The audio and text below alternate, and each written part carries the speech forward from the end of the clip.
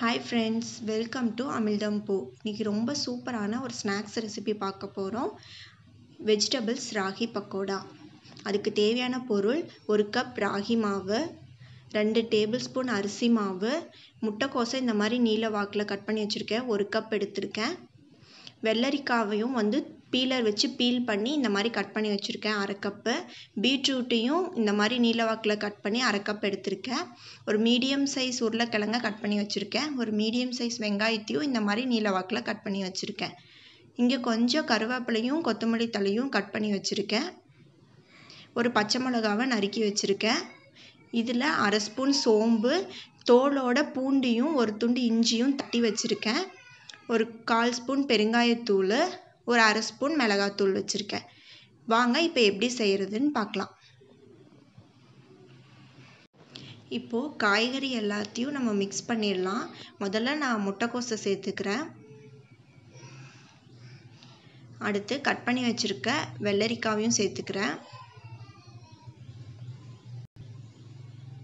அதுக்கப்புறம் பீட்ரூட்,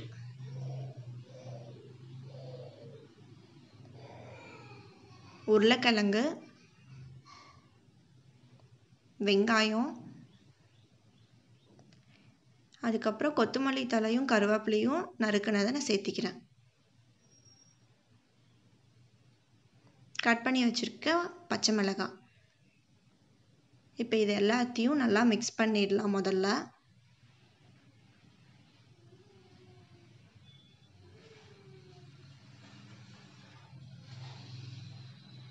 இப்போ காய்கறி எல்லாமே நல்லா மிக்ஸ் பண்ணியாச்சு. இப்போ நம்ம எடுத்து வச்சுருக்கிற சோம்பு, தட்டி வச்சுருக்க பூண்டு, இஞ்சி, மிளகாய்த்தூள், பெருங்காயத்தூள் எல்லாமே சேர்த்து மிக்ஸ் பண்ணிக்கலாம். மிளகாய்த்தூள் உங்கள் காரத்துக்கு ஏற்ற மாதிரி நீங்கள் சேர்த்துக்கோங்க. இப்போ இதில் உப்பு சேர்த்து கொஞ்சம் மிக்ஸ் பண்ணிடலாம்.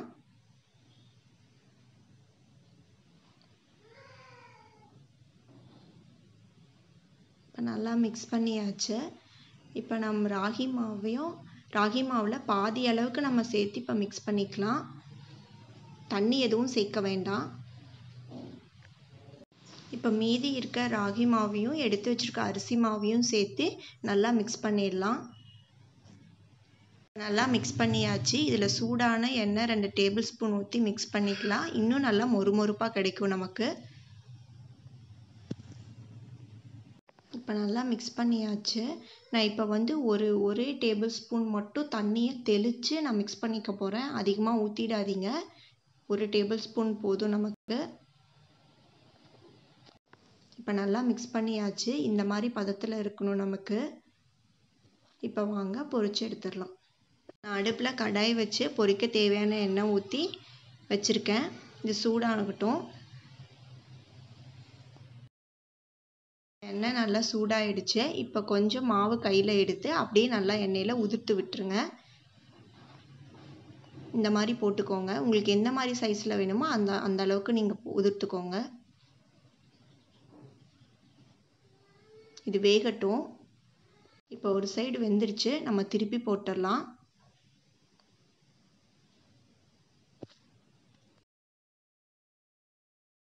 இப்போ பாருங்கள், ரொம்ப மொறுமொறுப்பான நம்ம வெஜிடபிள்ஸ் ராகி பக்கோடா ரெடி ஆகிடுச்சு. இது இப்போ நம்ம எடுத்துடலாம்.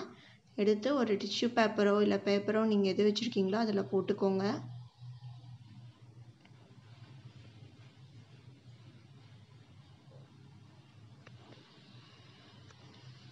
நான் இதே மாதிரி ரிமைனிங் இருக்க எல்லா மாவையும் போட்டு எடுத்துக்க போகிறேன். நல்லா அப்படியே உதிர்த்து விட்டுருங்க. வேகட்டும். அடுத்த அடசலும் ரெடி ஆகிடுச்சு. இப்போ இதை எடுத்துடலாம் எண்ணெயிலிருந்து.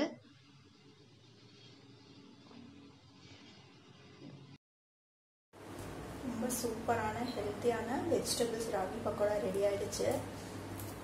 பாருங்கள் எவ்வளோ சூப்பராக இருக்குன்னு. நான் செய்யும் போதே நிறையா சாப்பிட்டுட்டேன். நம்மளோட பிளாக் காஃபியும் ரெடியாக இருக்குது. இது இப்போ டேஸ்ட் பண்ணிடலாம்.